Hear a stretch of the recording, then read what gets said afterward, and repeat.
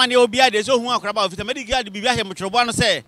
nananom nyonya amane amane ebe tete 7 panisem de na menkwan ne akwara mo wiase na meso mankro nti nananom afama anya mabro wo mo de me nante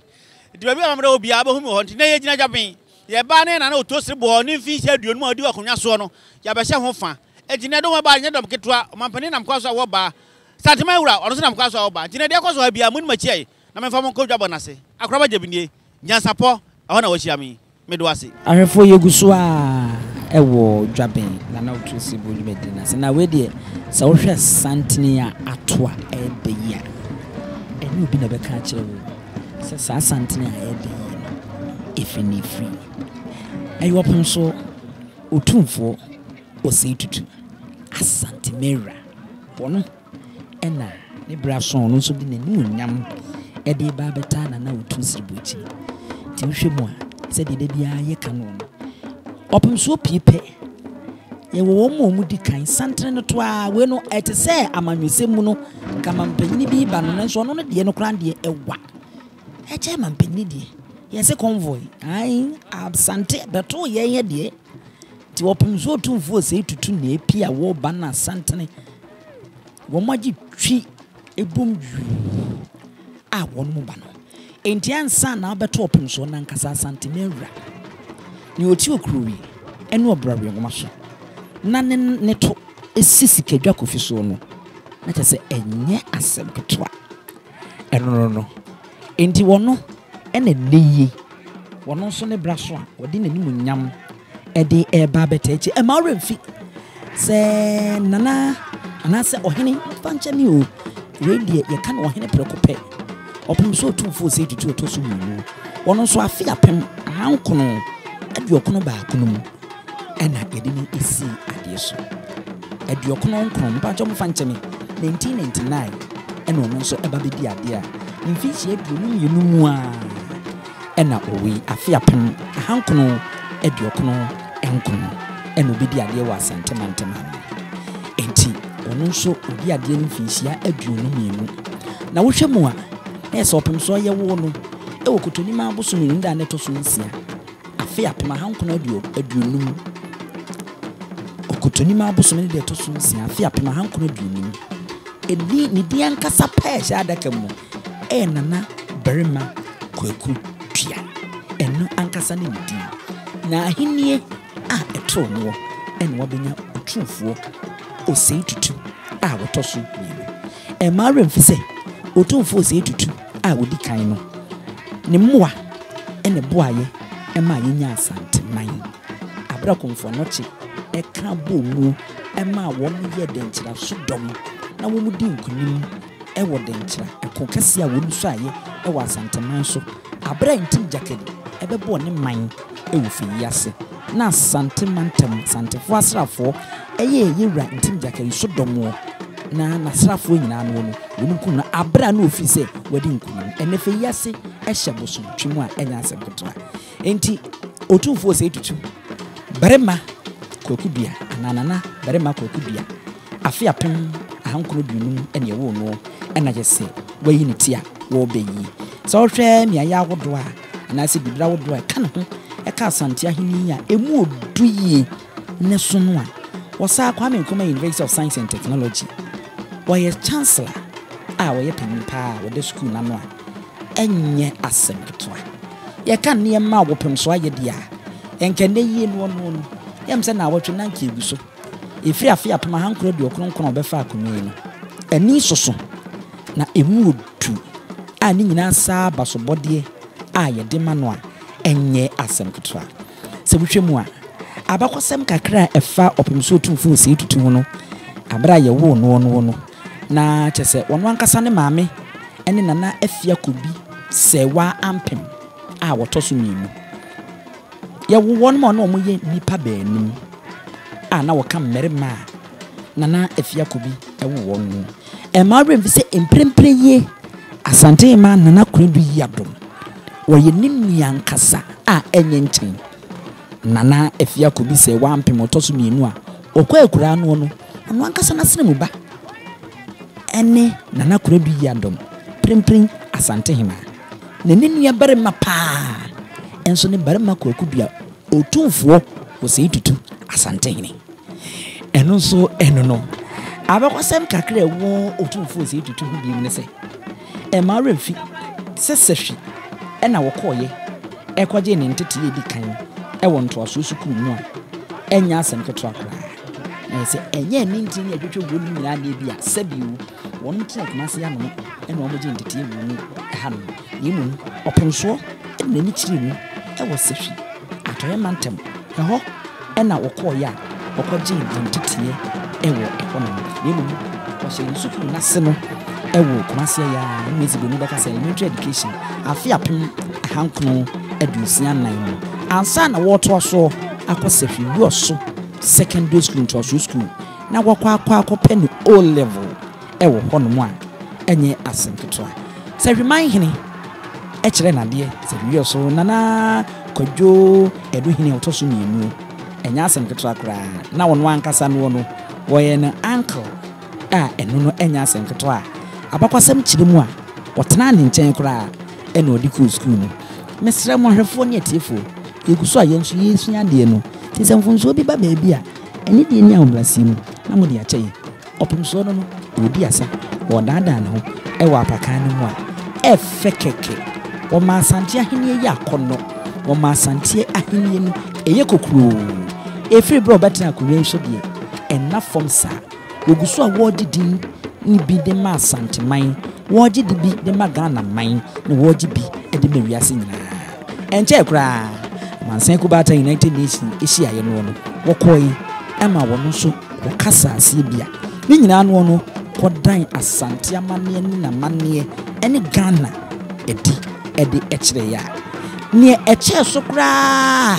papa ba ye eye ekokase a ne da ye nuanom na bonfo wono ntamu obeka ya maybe atwamu oyin popular no wo ya na kwan ofa so awu firi mu nya no asem ne ka ne na edi wenchi beto abusuan be mu ntamo nenso enye se boni ka se eminent chiefs the three wise men ana opumso tumfo se tutu wo ka ho a otie dwomo no di dintiman se de wo si buaye na won hweye adwoye ema ne ma konkan ye menne asomdwie abadabon ene mpatem ho no na ese enye asem ketwa kra ewo hono mu a eno nso kakra yedi etu dwan no enti ene yie no na wode nani akire mu a oba na otu serebo ni fish adunum nase ena wode do ebebodum no abekire nse mo aya de fish adunum de enafom gidi se wo ni bia bebo mpaye so obitimi atenase na nanom beboa no otwedi ampon beboa no asase ya nanom beboa no na wotimi edi nkyene akyesa ewo akonya so a eneyi ono so ababe county enye menwanwa se dwumadi eti se wodi nani akiri mu sanse ye kana na otuo serebo a ahemfa wa Asanteman ne Ghana wonom so sabiu wonom mu nyam womu obuo na wonom aheni no so ewo soro a waka ho bi enu nti na wo se ohene oba na we be kana preko pese ne nana obeta na chi na wo hyefen ema ne ya akono ohina fade na fedudu ohina fade na akono dudu we ni ekase sika kodo we ni ekase tuntum na hwe na botire no na hwe ne nkata no no edam soronko na efeyi a enya asem kotra opanyini bi kire me asem o kan nyini wo sese ye bodwa data ase se ohini bi beba ase a ansa na ohini ni beba no no English broni beka there are people on the grounds ye won crophobia wonom wo dia ye adwumadi ni koso a won do mani krutu awi se ya won huni mienu santami ekohwe ebo ase ehwa bra edom na transe awi no wo mo ho fade a wo mo de baaye nya wo ka kire wo hene se ene ye wo se won so fa fade awi se ne be ye bedem so na se no achi no no obi afade obeba fa no de beba ase no ene wo hene de ne ebutuhye mu dia ene wo mum ne be ka kire wo na wo so de na ado afade na fa baabi akosesa no intina ititiriwo no panyini ka chem se abere bia no no dom ne tenase ansa no hina wo badwumadi na se no wono aba tinyam nwanwa se obi a tenase awie no afei na opem so ankasa santimera ni otisika dwaso na nasi okrore ene obrare nwoma so ono so afi ena oba betrase ampanyini na aba kese wabechia ne kama wo kuya eno so eho nsem ena fom wa ha ena ahini ena yamaso amamre ena yasoro no kokuru na amanie ena yahye na ahinche Ramaphosa South Africa mampanyini ena mote se mampanyini se woto sign bia na se woto ne nsan wo frɛ no afre wa man kwan se afedi ozu betimi amba say we broni beka say introduction na dan ko ekufu ano we opim so nim ne dada ne anso no hu behia amamede ne amane ko aso no se ye bekire wono so aba wono so bra na obechia opim so e wo hono manya asem to eja wono de ko se broni ahofa de si utu ni abo no so no fom a enya asem to mampanyine de no ya akwa yese we beka se bru bra kibi ena Ramaphosa South Africa mampanyine de no so ne tuntuma ne sa front tom from ena etwagu ne e ma remfi se ye bo front tom from a ya de hye ene didi asa ana obi a ya ma no kwan se otumi e de front tom from esa adintra me hu so osofu bi kan no se sofu bi Shena sofata this nasi try we wanye room no ya ngaka na oni abufu ma no di asane papa enye na tadi eche ni yanke ni bi jua akono keke wachechire wato odi abo abufu ma no ko eno ese akwa abemu na ayimfuno ediko no mu di akwa akoma opunso we di dwaben mumfa nchemi dwaben hini minyen from so dwaben hini eno na no tu srebo wanyina ba tie wo se woko na wokoma na kwa ba so we ba bia chiniye no ipagya Asanteman era wono ena wono budi anidi ini bu asefata edi koma krobia ampasachi kotoko hini na won mama na wono so akwa ba se wodi anidi ebu ene odo wa kire de etese na waba be kan ho amani finji aduonu wo ba no be hye asasa gogotiako yeju afo fina ni wadaje asasa gogotiako mo dum akwaja mo tatifoni masa tusa nkra wo setu betwa usita ha sa washa be kwa manhini epia wo bayi na hinche ikura kwa banani mu untumi mfanse enkonkotia opumso na udru opumso animu a obekwa ha wontoma we yi uchacha wo na ado nnan esisi so obu mu ase na ade nidi e de abo opumso eka bu samebo a ene nda hono won se wo ko hantoma no sa pepepe we ni chacha no otia so se kamera ne ko fo man kambe hu se eno so atronim eno ni bu ene ani di esefata yedima enkyerehwi ekyire bu ekyire ni di ekyire wodo ekyire sedi esi ebu yens ya hemfu ene ya Asante hene anti odi kuro bi nso bekwa man hene na so ono nso beyo de ne ba beyo de akyire opunsu yi sanse ono nso woni di mu na nso opie no ono nso ba ha de a na nse won nso aba beto okese na nkasa ti wo so wo de ni di man na no otu osrebo na edu nso a chese ono nso de ni di ni bu esefata e de ko no de akọ samahwa ono nso atu na henche no ubetu ene de nyi obi na be kan kire wo no agina baabi na wabo moden aya amanie sefata sa na otimi atu nan kakra susu mu na de akwa kudu opumso na nkasa ena so enti eno a ena na otu srebo ono so da ne dim na odi ani di ni bu sefata e de akomedi ka chemu petia no ne komuade no ne de gugu ono nsaso no emodu sikagudi pa nkasa enti no ya na eboa so omuse ya se ne be ya English boni be ka se enwe wo mo emu no nye duru nche wo mo na sebie ko to ebia enkotwe no emfa ne nko baabi ni kwase woko ye nti na mu se bia no kwabana ne ahene fa no ho chenchin sei kokuru sei a mo abomoden a otu se bo so be yin ntoma obekwa ha na ode ba abeto nufu ase na wono so aya amane ese fata na ode nsa e de ato opum so nsem na afi wakia no tia ne guso wo mu din kita ho kakra e wo hono ma enye asem kita ho kra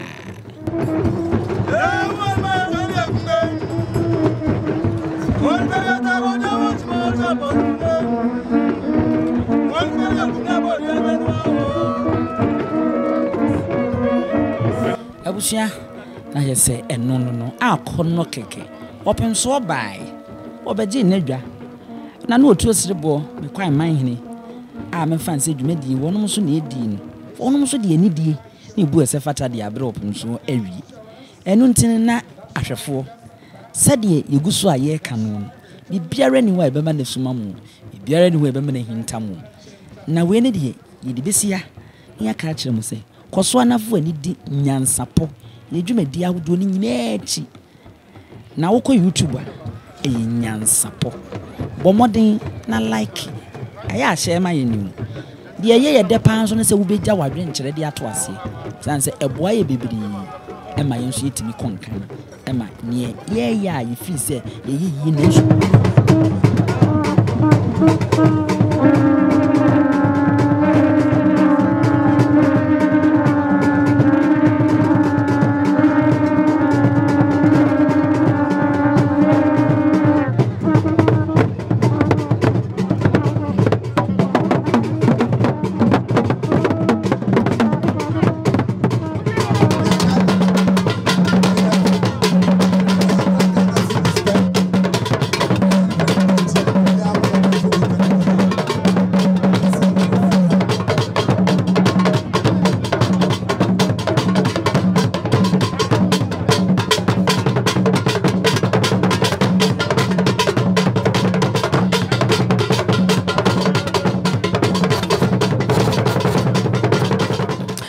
Arefo sa wohwe ha ya yadua e wopem so tumfo osei tutu Asante Mary and the Nelson Curry and Obrawe nwoma so what is kedwa so wono ena wasori a wama nusu bo kwai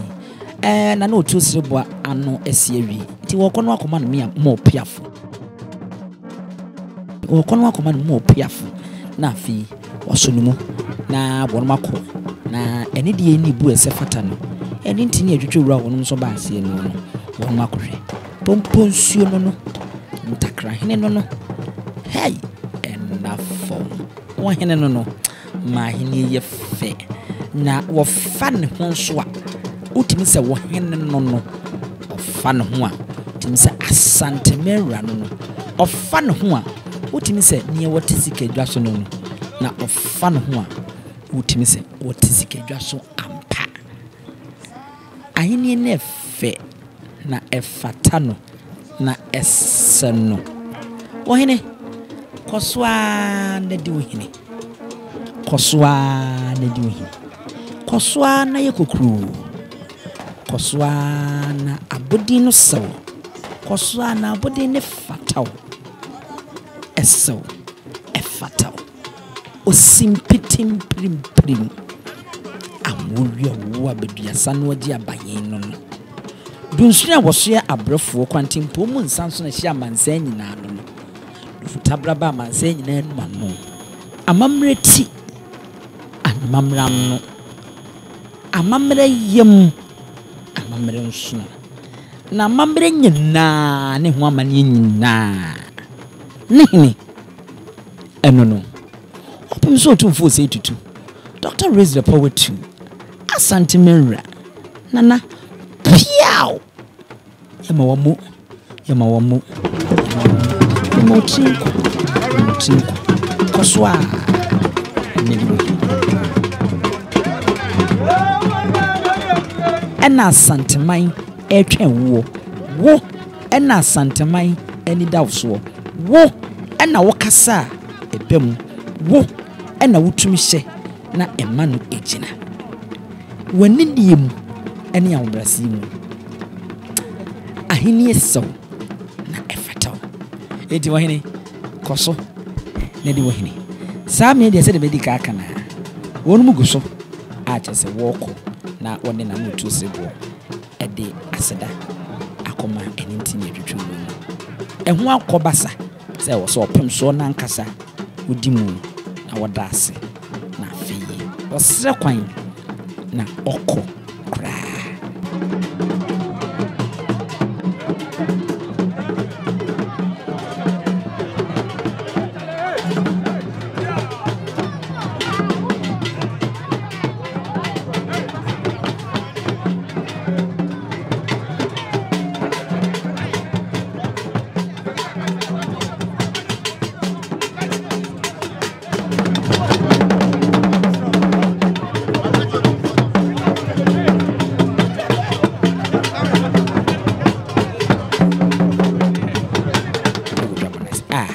Ebe na wiedu